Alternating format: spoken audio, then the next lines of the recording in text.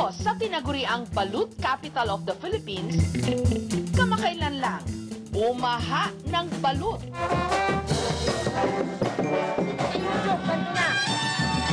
Ang mga tigapateros kasi, naghanda ng 1,000 mga pirasong balut para gawing adobo.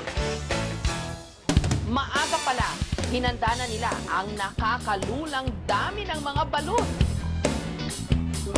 at niluto sa sungka at toyo. Nung pinagsama-sama na ang lahat ng nalutong adobong balut, umabot ang timbang nito ng humigit kumulang 117 kilos. I think you guys can really push the limits. Pinagsaluhan ng 500 katao. Layunin ng proyektong ito na magtala ng record bilang the largest balut serving in the whole world. Yan the best adobo in the world. The best adobo, balut adobo in the universe.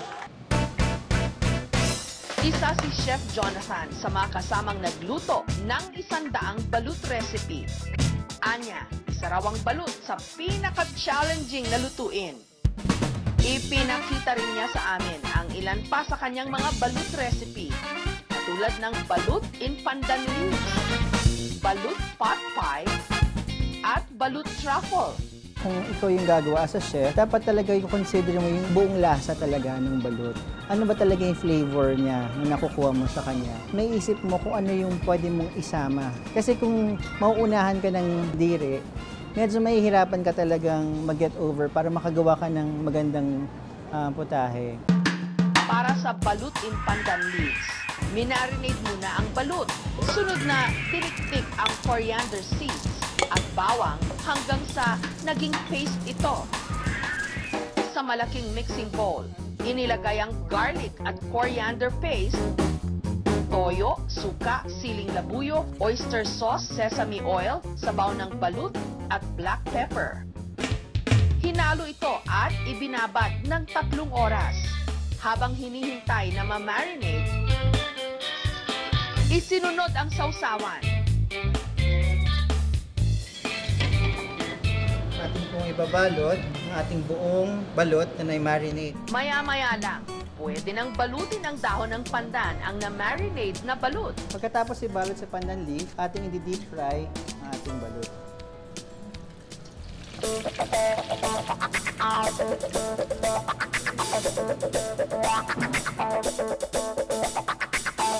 Nalalasahan yung pandan, instead ng suka, iba yung sauce. Masarap.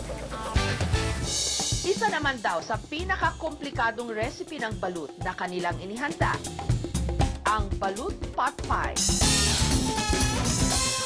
Pinalambot ang patatas at carrots ng 8 hanggang 10 minuto. Inilagay ang gatas, mga pampalasa at harina. So, bali, para po sa ating balut pot pie, ang gagamitin lang natin ng parte ng balot ay ang yolk at ang sisiw.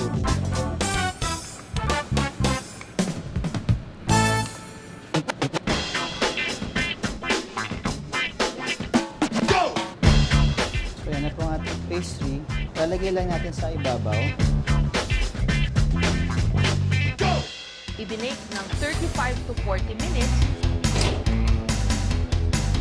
hanggang naging golden brown ang crust nito. Creamy siya, masarap, sakto yung lasa, lasang-lasa yung balot. Tapos yung crush niya masarap din, so masarap lahat. Nagulat ako kasi ang alam ko, itong lasang to, parang international na lasa. At para kumpleto ang pagkain, meron din silang balut dessert, ang balut truffle. Simple lang ang paggawa nito. Para po sa ating balut truffles, ang gagamitin lang po natin ay ang ating yolk o ang dilaw na parte.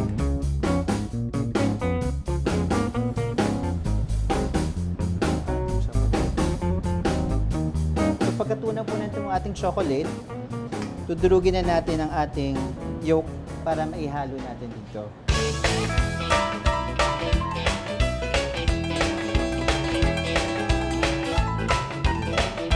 Papatigasin lang natin ito sa refrigerator.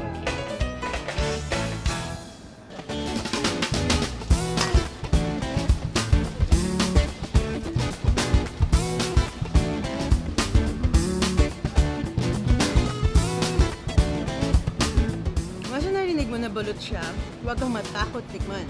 Kasi masarap siya and malinamnam. Pinaniniwala ang dinala ng mga Chino sa Pilipinas ang balut. At hindi lang daw sa Pilipinas, sikat ito.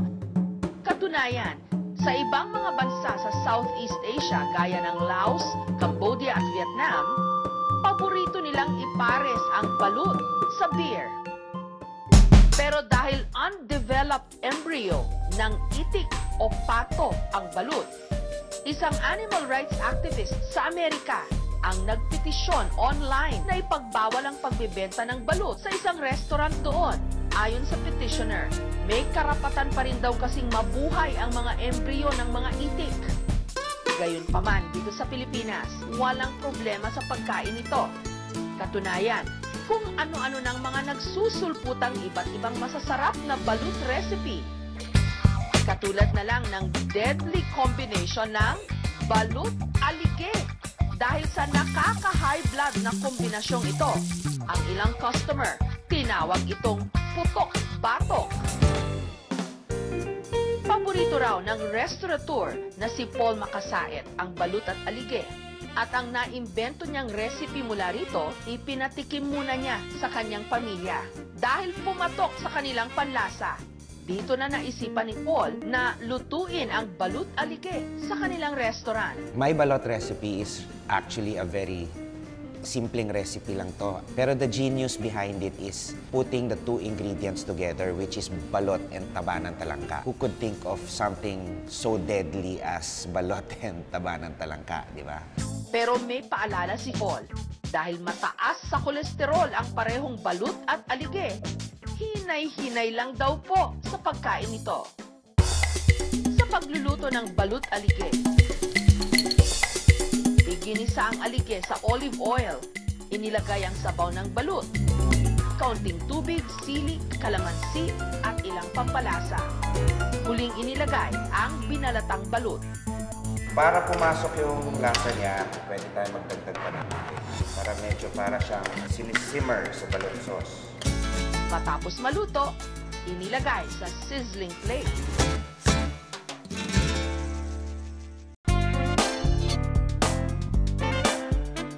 May konting asin, may konting spiciness, pero it's very flavorful.